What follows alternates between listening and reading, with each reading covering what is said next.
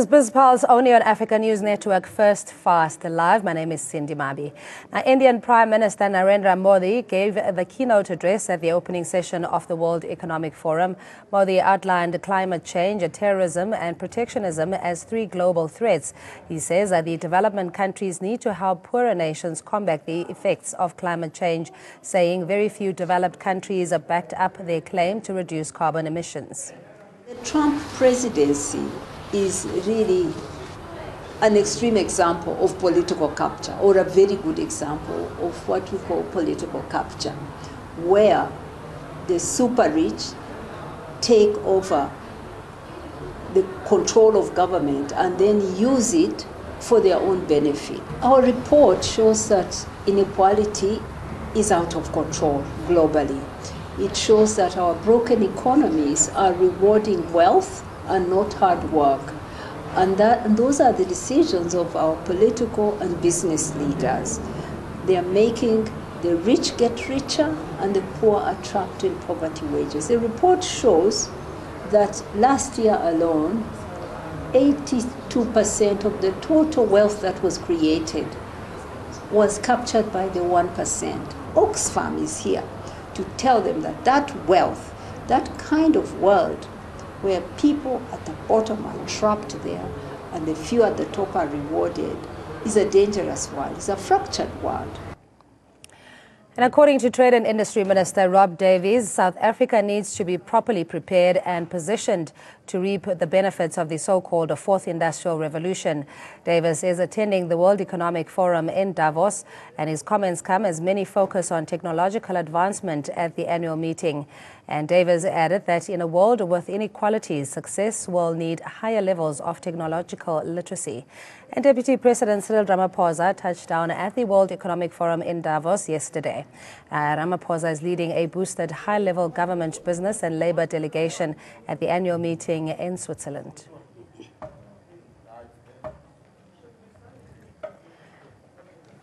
And we're joined on the phone line by Joseph Busha, market analyst, Tsepo Khadima, economic and political analyst, joining us in studio. Mr. Busha, thanks so much for your time. Just the representation of the South African delegation, newly elected ANC president, and of course the expectations that we have that they would come back with the good news, that of investment, that of a renewed economical trajectory. In your view, what are the expectations and are these attainable? Well, the expectations really is that, he will be the incoming president in 2019, and certainly he is known to business, and hopefully to bring new policies and relationships with business. But I think, as we've said, the ANC decisions are normally collective, and part of the team that is accompanied him, we have been going to Davos for a while. There's the governor, Lesesa Khanyawo, and other people. The expectations is hopefully that they will be able to bring more investments to South Africa. In particular, if you can make sure that the mining sector does not lose jobs. We saw last year Sibanye Gold obviously having the biggest investment in the US. But I think we should not expect much. We need to make sure that on the domestic front, we do investments, in particular infrastructure, and we've got the issues at ESCOM. Mr. Busha? Okay. Yes, ma'am. Yeah, your line is breaking up there. Just please remain steady. You were saying? Well, I was just saying basically one of the key issues really for him is to make sure that he clarifies on policy issues. But we hope that there's going to be more investments in infrastructure. We have seen the issues, obviously, at ESCOM, the challenges with ESCOM.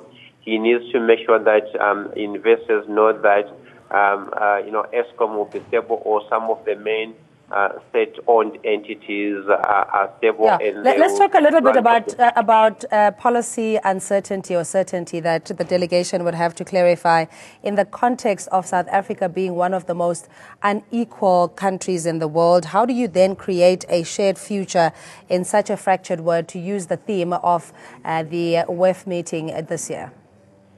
It's going to be very difficult. Remember now, we still have issues with education in particular fields for universities. and there is phased in free education, sorry, and where the money is going to come from. We still have ESCOM that's not producing good results. So it's going to be difficult. And I think over the last 23 years, 24 years, certainly I think we haven't seen much movement in terms of bridging the gap between the rich and the poor. And it's almost remaining. We might have improved in terms of housing and other, but certainly the state capture issue has kind of overshadowed a lot of events in SA. All right, Mr. Khabdima, in your view, I mean, you're very not charitable, particularly when it comes to WEF, but it's the new sheriff is in town, so to speak, at least from a political point of view. Do you think that this will translate in a renewed faith or confidence from investors that Cyril Ramaphosa, likely to be the 2019 president of the country going forward, that there is stability, there is a sense of, that he's getting things back on track? First, we must ask, what is the World Economic Forum meetings, annual meetings? I think the 47th year that they're meeting.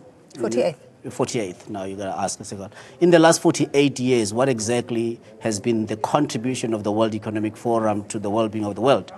The lady, the director from Oxfam there, has articulated in terms of the greater divide that is ever increasing of inequality, and what role has the World Economic Forum actually played in either perpetuating that widening gap or in narrowing it, and the issues that they've been talking about, how they've been bringing. So I am not charitable whatsoever about that annual jamboree, because you got to ask, you say, well, for example, South Africa is taken in quite a sizable delegation. They go into that meeting without a prospectus of what exactly, when they say that we want to give a message of investment, these people that, or these fund managers that you'll be talking to, what exactly are they going to be investing in? Are we going to be seeing new companies listing on the JSE, raising capital to get into this economy, to give us the growth that we so much need? Or are we going to find that there at the World Economic Forum, there are bond investors who, at the end of the day, are fixed income, so therefore they would invest in our government bonds, but those government bonds in any case are exceedingly toxic because to our economy, and that's the route that we should abandon. So without a prospectus that clearly spells out the areas that are for investment, but also telling us who are these so-called investors that they will be talking to. So World Economic Forum, by and large, is a repository of ideas. It's a forum for ideation. Now, last year they had a theme, this year they have a theme, every year they have got a different theme. The question that must be asked is that in our government, has anyone ever heard us talking about having attended the World Economic Forum saying, this is what we've achieved, this is what we are implementing as a direct result of our attending the World Economic Forum? The answer is no. Yeah, so by and large, it cost us a lot of money, by the way, to attend there, but it helps the tourism of Switzerland more than helping us as a country, as the results or the fruits of our participation are yet to be demonstrated. I'm saying, effectively, as a country, we must ask the hard questions that our participation there, is it advancing our interest or the interest of other people? Yes, let's tick the boxes, Mr. Busha. In the past 48 years or so, as Mr. Khabdima alludes to, there are almost 3,000 business leaders, government, international experts, etc. Very little representation from the bottom half of the world population. What is it that we can say, as a matter of fact, that WEF has done for South Africa and Africa by extension? Well, there's very little. I think I concur with my colleague there. There is very little that has happened. But I think for me what is interesting as well, I can't remember the U.S. presidents who have actually attended the WEF in recent years. It's very difficult to quantify what direct investment has come out of Davos every year. So it's a showcase, in terms of leaders who just wanting to come and have another chat. And I think if we look in terms of South Africa, we're part of the BRICS as well. And we need to start quantifying some of this membership and also the expenses of our delegations that go overseas every year. I mean, at this point, where's the debate around intra-Africa trade? In other words, where the encouragement is the self-sustainability of nations and continents, as opposed to the over-reliance on an economy that is structured to perpetuate imperialistic means or ways, Mr. Busha? Do you think that the conversation ought to be inward as opposed to where we seek our solutions? It has to be inward, but my biggest challenge is really that there are no new ideas. The people we have been taking to Davos, they are the same recycled leaders. I believe that they've got no new ideas in terms of innovation. So I think Africa needs to be able to say, as a continent, with the resources we have, with the diversity we have, how can we trade among ourselves, number one, and secondly, beneficiation we've been talking about over a long period. It's unfortunate that sometimes the leaders still take a cue from developed world in terms of what the agendas are, yet, domestically, we are responding very less to what's happening in Africa. This year, we might end up with a drought season as well. You've seen that there hasn't been any rains, or the rains have been scattered since the beginning of the year. I think we need to be able to say, how do we tackle poverty in Africa? How do we make sure that there is equality? We saw the slave trade in Libya, where Africans were being auctioned, $200, $400. So I think we need to be able to say, what are the solutions for Africa? What is causing the problem and the perpetuation of poverty and certainly the cycle of diseases and other ill fortunes we have? All right, Mr. Joseph Busha, market analyst, thanks for your time. We'll wrap it up here in Studio Tepa, that there had been a number of commitments as well, the multilateral agreements on sustainable goals, in terms of halving poverty and having those kind of milestones. But in the main, material change to the widening gap of inequality, the rich and poor, even economic opportunities that investment ought to afford us is not forthcoming. Where is the investment in production, in the real economy, where people just need a hand up, just, a little bit of assistance in fending for themselves? Yeah, I think by and large, what we're seeing is that the less of state intervention we have in any economy, the more you're going to see a widening gap. It's proved all over the world. China has got an interventionist approach to economic growth. It is for that reason that in the last 30 years, they have been able to get over 300 million people out of the poverty line. By the way, the viewers might need to know this. China has got over 85 million US dollar-based millionaires. So what am I saying? There are many people in China who have got real money that probably don't even know that there's a country called South Africa. And if we make it difficult or we don't take time to go and talk to them, identify them.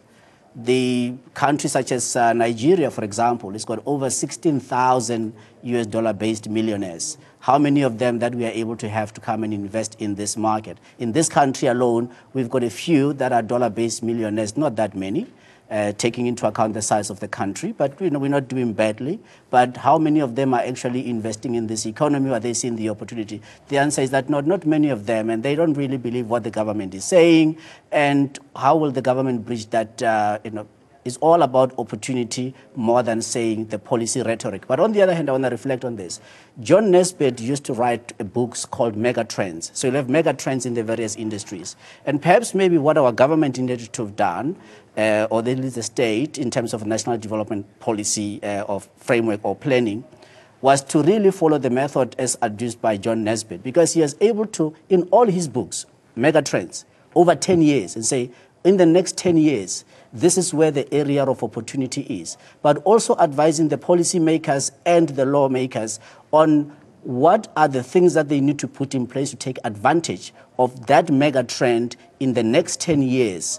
And that mega trend is what at the end of the day gets the economy out of the the lull and be able to get it on a sustainable growth trajectory that creates jobs. Now, the Chinese, they do 5-year planning, but that 5-year planning is based within a 50-year plan, long-term plan. But every 5 years, they're saying, these are the things we're going to do, they are measurable. It's for that reason that when they say their economy is going to grow by 7.4%, you can be assured it will grow by 7.4%, but also the jobs that will be created, because they are a lot more meticulous and a lot more detailed in their planning. We need to adopt the same. Attending more conferences such as WEF, for me, they are nothing but a waste of time. In May, there's going to be WEF Africa. Is nothing but a profitable franchise for none other than Klaus Schwab.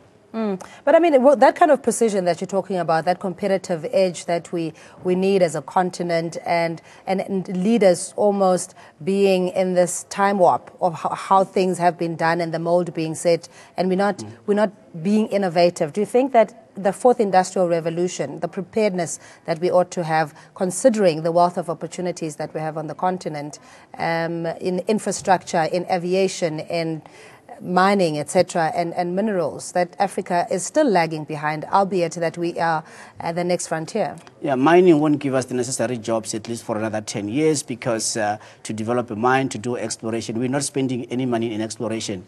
Lonmin, I think one of the companies just announced now that they have had to impair over 12.7 billion rand. So that in turn means that they're not going to be having any money to invest in this, and they are not the only player who's going to be failing to invest in the economy. So mining is a closed shop, regardless of what they tell us, until such time that they are prepared to painstakingly take the time to drill holes to determine. Now, we've got the Council for Geoscience in South Africa that is underfunded. And I hear government speak about mining, and yet they don't put any money into the Council for Geoscience for us to be able to have a detailed understanding of our earth sciences and be able to say, what are our natural resources that we have that we can be able to develop? So mining, I would say it won't be at least 10 years before we can see the jobs rebound in terms of growth. There are other areas, agriculture, for example. You can't just pronounce agriculture. It's one thing to have land, it's another thing to say, what are the new areas? I have spoken ad idem in this forum at ANN7 about why is this government failing to implement Project Solaris for South African Airways to produce 500 million litres of biojet fuel, where 120,000 hectares of land will be under plantation, but the direct jobs that will be created with over 400,000, that is bigger than the mining sector. And they don't need to go to Davos to go and learn about that. That project is already here. The people at South African Airways and at Boeing Aircraft Company, together with Sunchem and everybody else, all that they need leadership from government, and government is failing to provide that leadership and avail the resources that are necessary to create the jobs. It's not the only one. There are many other things. For example, the issue of water. What are we doing in terms of water? Because there's a holy grail in terms of sustainable economic growth, and largely is infrastructure, economic infrastructure. You need water, you need rail, you need transportation, you need a power utility that works, you need all of those things. And those things, by and large, they need government intervention. You can't put them in the hands of the private sector, because neoliberalism, which is effectively saying less regulation, everything else in the hands of the private sector, has not worked for any nation, and we should not be surprised that even the United States of America has had to close government for a few days. Well, I mean, I think the government has been absent since Donald Trump became president. Now they don't have the money to even fund people. They couldn't go to work. They couldn't open up government offices because. And by the way, I had accurately predicted that Donald Trump was going to win the U.S. presidential election. And after that, I mentioned that one of the problems he was going to find when he gets to the White House was the gargantuan debt of over $20 trillion, and that is what is tripping him today. Yeah. Before we go, Tsepo, just the regional agenda at WEF, the World Economic Forum, in looking at sustainable socio-economic transformation mechanisms. In the context of South Africa, that already is part of the policy, if you will. Is this a message that will resonate necessarily with the delegates at Davos? Well, I think how do you achieve radical economic transformation? One of the tools are already there, and what the government needs to do is to stop being timid and docile, but really be a lot more decisive. And one of the ways to be decisive is that the National Assembly needs to pass law to give effect to Section 217 of the Constitution, because the state, and I'm not talking about government, I'm talking about the state as a whole, it's got a procurement budget of over R1 trillion. Now, if they just use the existing budget, the existing resources to be able to achieve economic transformation, because economic transformation is a tool to directly give economic liberation as well as to lessen the inequality and to bring about employment. Because if we just put in place legislation to ensure that there is black business that now is really having a right seat at the table, we would not be dealing with the perennial trade deficit, simply meaning that we are importing much more than what we are exporting, and therefore we're not able to create jobs here at home. We have got retail jobs. If you look at all the retailers, the shopping centers that are opening, they are selling things that are not manufactured in this country, and that is certainly an exceedingly dangerous downward slope that we are under. So we need to be able to say, how is it that we can bring about a reversal? And that you have to do through legislation as required and provided for in the Constitution. But Parliament has been failing in its duty to pass laws necessary to give effect to the various sections of the Constitution. And in this case, I'm referring to Section 217. And the black compliant companies that enjoy very lucrative government tenders and business, are you saying that the BEE aspect of it, of a 25+1, is failing to create an economy or an environment that will create employment opportunities, etc.? Well, they're not creating jobs. What effectively they are doing intermediation. They're just middlemen or middle person. I don't know, because they are middlemen.